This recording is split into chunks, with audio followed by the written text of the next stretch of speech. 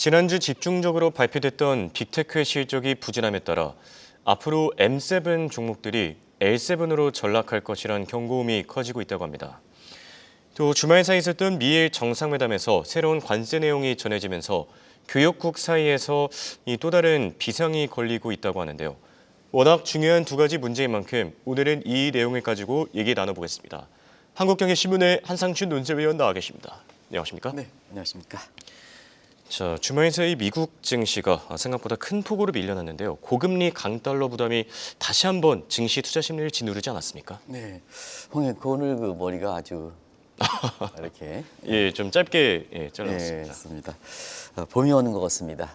우리 김재민 PD께서도 이 방송에 많은 그 변화를 줘서 시청자로부터 많이 그 호응이 이렇게 받고 있는데요. 사실 그 트럼프 대통령이 취임한 지 오늘부로 딱 20일 됐습니다. 그렇죠. 지금까지 보면 시청자 여러분 어떻게 느끼셨습니까? 정신이 없다. 예. 그래서 대내적으로 이제 행정명령으로 수없이 발동해서 트럼프의 의지를 관철시키고 있고 예. 대외적으로 보면 정상회담을 통해서 그렇죠. 네타냐후라든가 이시바라든가 또 이번 주에도 이제 요르단이라든가 예. 그리고 17일에는 가장 주목되는 게 인도의 모디 그렇죠. 정상회담 이런 걸 통해서 관철해 나가고 있는데요. 앞으로도 숨가쁜 일정이 될 거로 이렇게 보고 있습니다. 지난 주말에 그 경제 지표도 발표하고 예. 또 관심이 됐던 금요일에 이 시간을 통해서 말씀드리겠습니다는 이시바와 트럼프 간의 정상회담이 됐죠. 그렇죠. 결론은 인플레를 증대시킨다 하는 쪽의 예. 모습으로 시장에 외쳐진 것 같습니다. 왜 인플레냐? 일단 새로운 관세 부과 방침은 시청자분이 외신을 통해서 지난 주말에 많이 보셨을 겁니다. 예. 상호 관세. 저도 그 KF를 통해서 대외경제정책에서 관세를 연구한 사람입니다는 상호 관세는 처음 듣는 것 같습니다. 나중에 설명드리겠습니다. 예. 그리고 1월달 실업률이 4.0%거든요. 그래서 4.1에서 4.0이니까 역시 이것도 인플레이션이니까 시장에서는 고금리 강달러의 공포가 다시 전됐다 이렇게 됐습니다. 그래서 4%대 초반까지 갔던 10년물 금리가 지금 다시 올라가는 모습이죠. 그래서 월가에서 보면은 5% 공포가 다시 좀 나오는 것 같습니다. 자막이 돌아가겠습니다는. 그리고 달러 인덱스가 다시 107대에서 108대로 이렇게 가는 것 같습니다. 그렇죠. 그리고 엔달러 환율은 미일 간 정상회담에 변화가 없었습니다. 151엔대.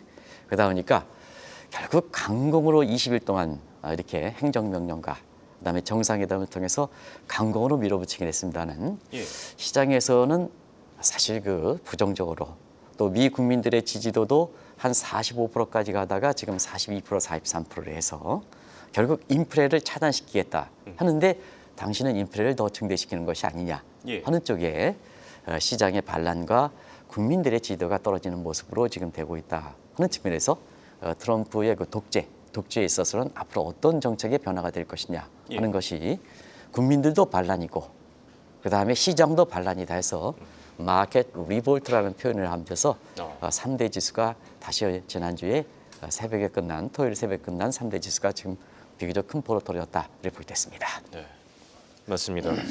시장의 전체적인 분위기만 봐도 M7 기업들이 급락하다 보니까 증시 투자 심리가 더 많이 출렁거리지 않았나 생각이 드는데요. 근데 월가에서 이런 얘기들이 나오고 있다고 합니다.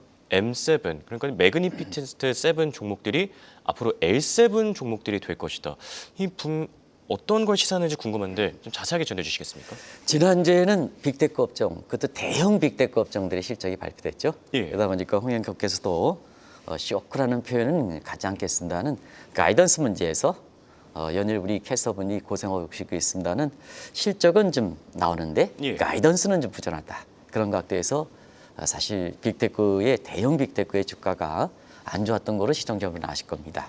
또 서학개미 분들도 굉장히 주춤했던 거로 이렇게 알고 있습니다. 그러다 보니까 그동안 빅테크의 상징은 M7이었죠. M은 뭐 위대한 매그니피센트라고 잘 아실 겁니다.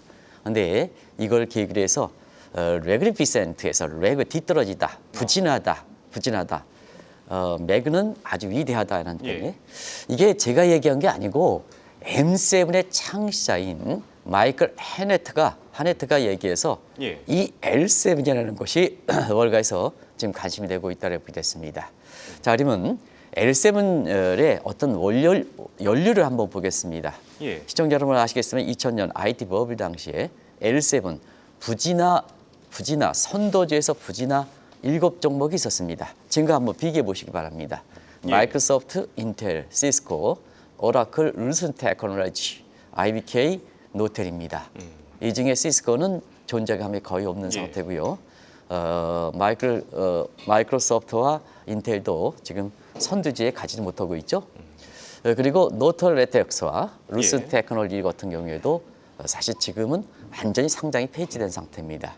그러다 보니까 L7이 하네트가 얘기해서 지금 우리 서학개인 분들도 실제로 L7을 가느냐 이 여부를 떠나서 예. 지금 한국의 국내 증권사들이 모조리 미국 증시로 지금 또 빅테크에 투자한 입장 아니겠습니까? 그렇죠. 종목뿐만 아니라 사실 ETF도 전부 이렇게 태양형 ETF라든가 뭔가 해서 돈을 몰아넣었기 때문에 예. 실제 M7이 L7을 갖느냐 여부를 떠나서 사실 이것이 굉장히 주목된다고 됐습니다. 예. 그런 각도에서 한번 영업 수익, 수익 증가를 한번 보겠습니다. 2023년 4분기를 기해서 피크아웃 됐습니다. 놀라지 마시기 바랍니다. M7의 수익 증가율은 2024 4분기에 56%대입니다. 예. 근데 작년 4분기 지금 어닝 시즌이 끝나고 있는 이런 측면 22%뿐이 안 나왔습니다. 절반보다도 낮네요. 그래서요. 예. 이게 지금 미국 사회에서라든가 우리 서학 게임들한테 실제 여부는 관계없이 굉장히 큰 분위기거든요. 그리고 퍼가 잘 맞지는 않습니다는 M7의 퍼는 S&P 구성항목 500개 평균 수준보다 지금 40%를 웃돌고 있습니다. 예. 이런 상황이거든요. 그래서 이러한 변화 조짐이 어떻게 앞으로 시장이 될 것인가 하는 이 측면은 예의주시할 필요가 있지 않냐 하는 생각이 듭니다. 네. 자, M7이 앞으로 L7이 될 것이다. 이 뱅크 오브 아메리카 수석 전략가시죠. 마이클 하트넷이 이런 얘기를 했었는데 네네. 이런 이유가 당시 선두주자였던 시스코 그리고 지금의 엔비디아 상황이 너무나 유사하기 때문 또 아닙니까? 네. 더 그런 거에 대해서 공감대가 되는 것이 예. 지금 1990년대 후반에는 시스코 시스템즈의 신화였었죠. 그렇죠. 그리고 지금은 엔비디아 신화였었죠. 예. 조금 주춤하긴 하지만 아까. 그런데 사실 선도주의 모습이 어떻게 됐을 것인가 하는 측면에서 M7이 L7으로 갈 것이냐 하는 측면에 하나의 추론을 할 수 있지 않냐 생각합니다. 예. 너무나 이상합니다. 한 번 더 말씀드렸습니다는 차트 분석에서 보면 지난 2년 동안 엔비디아는 700%, 시스코는 600% 올랐습니다. 그리고 시가총각 1일 때 그때 당시에 2위도 마이크로소프트와 지금도 마이크로소프트 비슷한 시각입니다. 예. 그러다 보니까 자연스럽게 사실 이 두 종목에 대해서 그때 당시나 지금이나 아주 열풍이었었죠. 그렇죠. 이게 텍스 마닝 기법에서 어저지수까지 보면 그때와 지금도 아주 유사하다는 것을 말씀드리겠습니다. 자, 시스코는 3차 산업혁명의 선두입니다. 예. 엔비디아는 4차 산업혁명의 선두입니다. 동일한 각도거든요. 그런데 그때 당시에 시스코 한배 전철을 한번 보겠습니다. 많은 사람이 시스코 했지만 결국 IT 버블과 함께 시스코가 지금은 존재감이 없을 정도로 그때 저도 기억합니다는 저는 종목으로 하는 사람이 아닙니다는 예. 제가 외환위기 당시에 이렇게 사실 멕시코 중앙은행에서 대우그룹의 오리온 경기를 한국에서 멕시코의 마킬라도라에게 인수할 때 이전시킬 때 멕시코 중앙은행에서 좀 있은 적이 있습니다. 예. 그러다 보니까 그때 당시에 외환위기 관련해서 쭉 기억이 나거든요. 그때 많은 전문가들이 시스코는 앞으로 30년 동안 번창할 것이다. 이런 방송에서 많이들 애널리스트가 나왔습니다. 예. 근데 시스코 지금 전철이 있습니까? 이게 산업입니다. 혁신과 개혁이 없으면 예. 이게 떨어지는 겁니다. 한국의 산업에서도 많은 시사점을 던져주지 않냐 하는 생각이 드는데요. 지금 상태에서 보면 엔비디아 지금 주춤하고 부활하고 주춤하죠? 예. 그런 각도에서 엔비디아가 과연 시스코의 전철을 밟을 것이냐 하는 측면이 지난주에 빅테크의 실적이 악화되는 실적 가이던스가 좀 부진함에 따라서 예. 이런 얘기 나온다고 보게 됐습니다. 이번 주 빅테크 발표합니다. 사실 슈퍼마이크로라든가 로빈후드라든가 발표하는데 지난주에 발표했던 빅테크의 어떻게 보면 상징성에 비해서는 굉장히 떨어지거든요. 그렇죠. 이것이 앞서 하신 분이 좀 개선된다 하더라도 빅테크의 전반적인 흐름에 대해서 분위기를 바꿔놓을 것이냐. 이번 주에 발표되는 빅테크 업종들이 지난주에보다는 월등히 떨어진다는 측면에서 분위기가 이어가지 않겠나 이렇게 보고 있습니다. 알겠습니다. 말씀해 주신 대로 시스코의 어떤 전철을 엔비디아가 밟게 될 것인가. 뭐 엔비디아의 뭐 실제 가능 여부와 상관없이 시사하는 바가 참 많지 않아. 또 그렇습니다. 이런 생각이 또 들기도 하고요. 네네.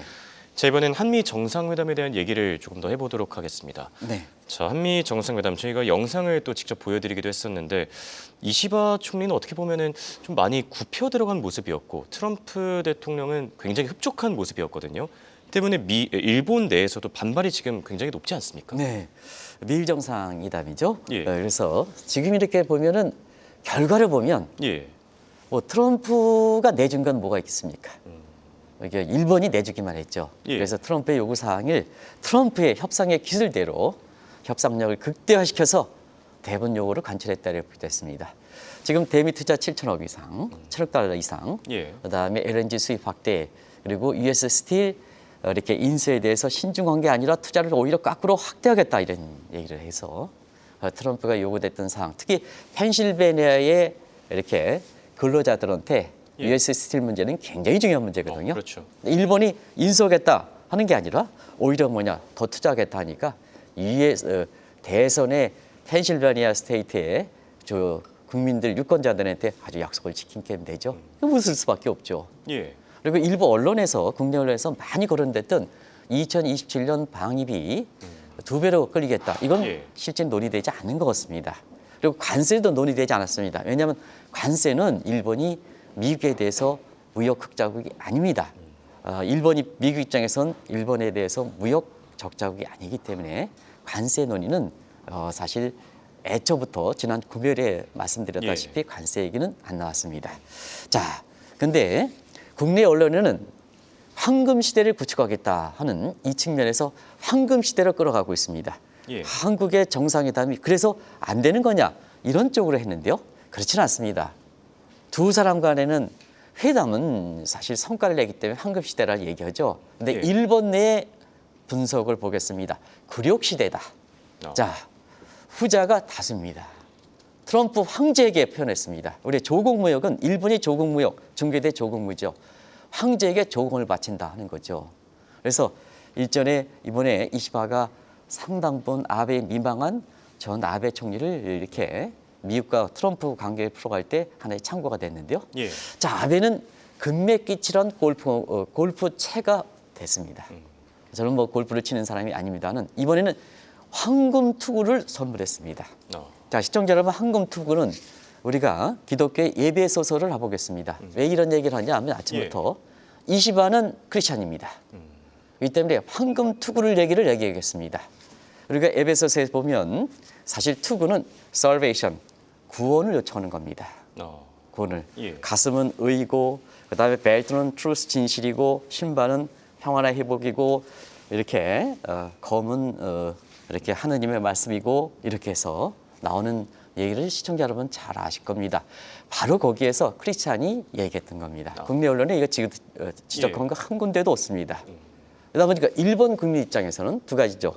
당신은 신교도 아니고 크리스찬 상태에서 자 황금 투구를 어떻게 많은 선물 주게 황금 투구를 선물했느냐? 의미가 있는 거죠. 시청자 여러분 그런 거를 국내 언론이 포착하지 못한 거죠. 그러다 보니까 자 일본 국민 입장에서는 사실 뭐냐 이시바에 대해서 두 사람 간에 황금 시대라고 하지만 굴욕의 시대다, 굴욕역이다 이렇게 하니까 얻는 게 뭐 있느냐 주기만 했지. 예. 그리고 왜 황금 투구냐 salvation 구원을 요청한 거지 아니냐 하는 각도에서 지금 이 가뜩이나 인기가 없는 이시바 입장에서는 또 한 차례 고비를 맞는 것이 아니냐 하는 이런 측면이 일본 내에서 일고 있다 하는 것을 말씀을 드리겠습니다. 알겠습니다.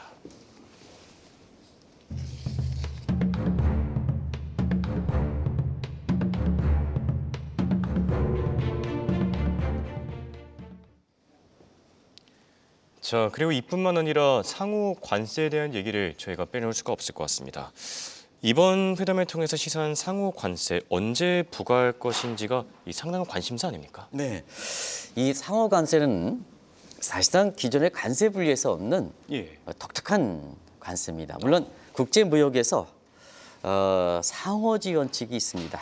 상호주의 원칙이라고 있는데 사실 거기에 원리된 것이 아니냐 하는데 관세적 측면에서는 상호 관세는 기존의 종전에서 분리되지 않았던 관세다 이렇게 됐습니다. 그러니까 관세입니다.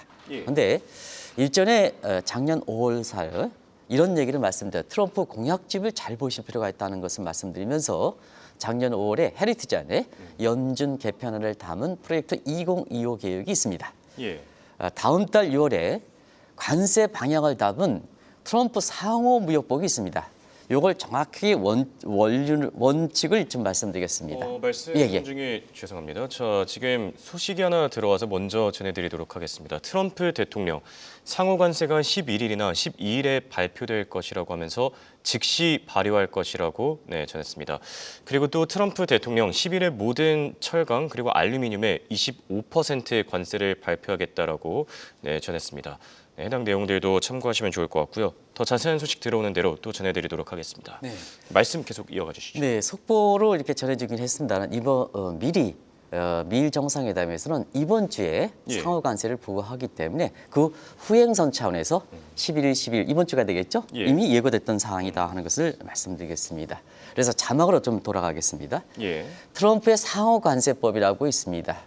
그래서 트럼프 정확한 면 트럼프 리시프로컬 그다음에 트레이드 액트라는 이런 명이 있습니다. 여기서 원리됐다 이렇게 됐습니다.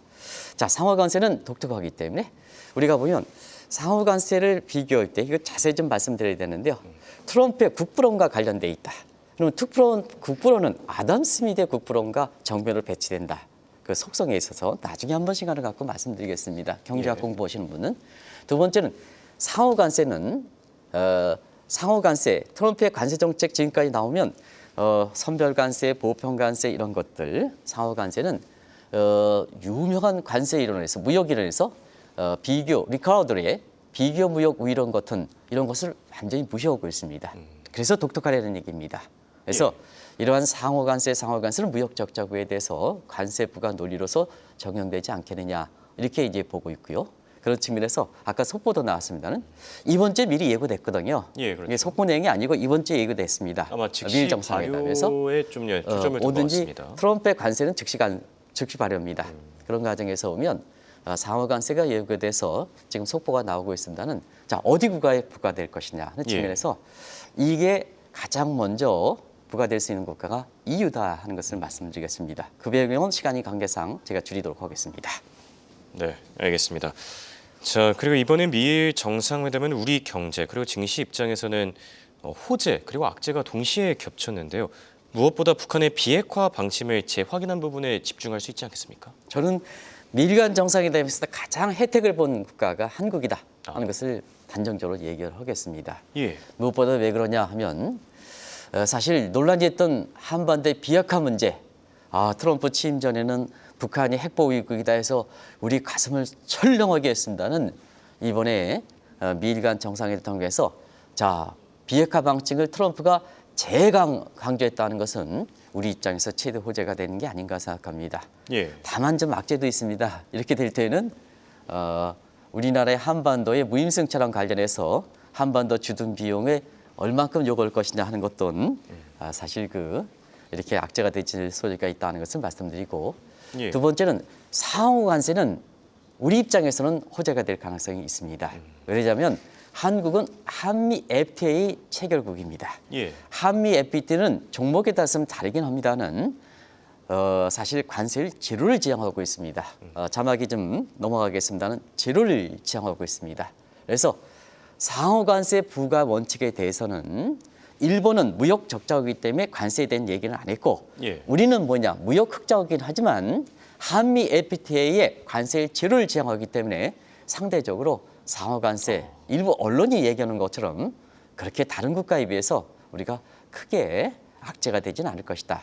다만 우리는 관세뿐만 아니 관세가 아니라 비관세 장벽에 좀 문제가 있습니다. 예. 그리고 미국에 대해서는 대미 흑자국으로 미국에 대해서는 우리 입장에서는 흑자 규모가 좀 큽니다. 그런 측면에서는 사실 우리 입장에서는 악재가 되지 않겠나 이렇게 보고 있는데요. 이런 악재를 마저 호재로 이렇게 극복하기 위해서는 한미 간의 관계입니다. 예. 이번에 한일 정상회담을 계기로 해서 트럼프와 개인적 관계를 중시한다고 이렇게 보면 자 그동안 한미 관계를 안미 경중 문재인 정부 시대에 이렇게 했습니다. 이것이 윤석열 정부 주면서 안미 경세로 바뀌었습니다. 내용은 다들 예. 아실 겁니다. 근데 제 개인적으로 보면 트럼프 집권 2기에는 안미 경미로 하면 어떻게 할 것인가. 내용들은 다 아실 거로 생각합니다. 그만큼 트럼프에 더 다가서야 된다. 네. 그래야지 우리 입장에서는 자 이번에 호재가 많았습니다는 악재가 될 수 있는 소지도 호재가 될 수 있다는 이런 측면을 좀 말씀드리겠습니다. 네. 자, 악재 좋다 호재로 돌리기 위해서는 안보와 경제를 모두 미국에 좀 집중할 필요가 있다. 이렇게 또 진단을 해주셨고요. 네. 자, 저희가 미국 증시된 얘기도 같이 조금 해볼까 하는데 지금 1월 실업률 발표 이후에 피벗 이 중단 논쟁이 거세지고 있지 않습니까? 네, 이건 뭐 나왔기 때문에 간단히 드리겠습니다. 예. 인플레가 지금 재발되고 있죠. 그래서 지난 그 1월 달에 실업률이 4.0 완전 고용 수준이 됐어요. 예. 그러면 페드의 듀얼메인 데이터에 이렇게 보서 양대 데이터가 지금 피벗을 추론하기가 좀 어려운 상황이죠.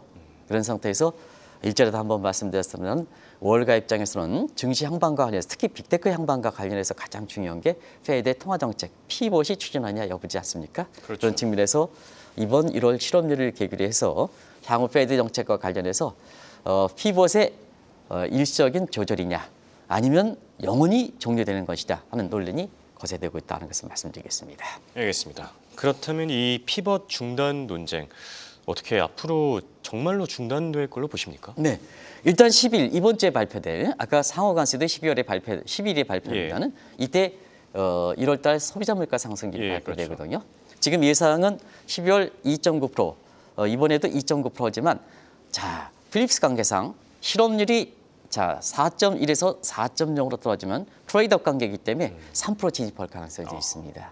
그러면 3월달 점도표에서 지금 중립금리가 2.9%인데 지금 4%로 올라온다. 그러면 더 이상 금리 인하가 어렵겠죠. 그렇죠. 그러면 가장 곤란한 사람이 트럼프가 되겠죠. 예. 자, 이미 작년에 대선 전에 금리 인하 불가에 대해서 작년 9월 달에 피벗으로 완전히 페드라든가 파월이 무시버렸죠. 근데 올해 1월 달에서는 사실 FOMC에서는 금리를 즉각 대폭 내려라 하는 측면에서도 사실 동결로 거절해버렸죠. 예. 그래서 지난번 다보스 포럼에 영상 이렇게 해서 즉각 대폭 내려라. 그러면 트럼프가 개인적으로 대폭 내려라 하는데 대폭 내리는 금리 인하폭에 대해서 지금 월가에서 화담이 되고 있는데요. 지금 트럼프가 빚이 많은 사람입니다. 예. 부동산 개발했지만 트럼프의 부동산의 대출이 평균적으로 보면 2.8%입니다. 그러면 지금 4.25에서 4.5니까 지금 6차례 정도는 요구하지 않겠느냐. 예. 0.25%를 보면 계산해 보면 나오겠죠. 근데 올해 들어서 이렇게 사실 그 인플레 문제, 관세 인플레 문제 때문에 트럼프, 페드라든가 파월이 금리를 동결하면 자 지금까지 2차례 거절당했습니다. 예. 앞으로 6차례 금리 인하 요구하면 다 거절당하면 8차례까지 거절당한다. 그러면 트럼프가 가만히 있겠느냐? 페드 수정간다. 이런 쪽의 얘기들도 나오는 것도 시청자 여러분 입장에서는 상당히 시사점이 높지 않겠나 하는 생각이 듭니다. 알겠습니다. 자, 방금 전에 트럼프 대통령의 속보가 하나 더 전해졌습니다. 다른 중동 국가에게 가자 지구를 재건하라고 일부를 줄 수 있다라고 발언한 점도 참고하시기 바랍니다. 지금까지 도움 말씀의 한국경제신문의 한상준 논설위원이었습니다. 대단히 고맙습니다. 네, 고맙습니다.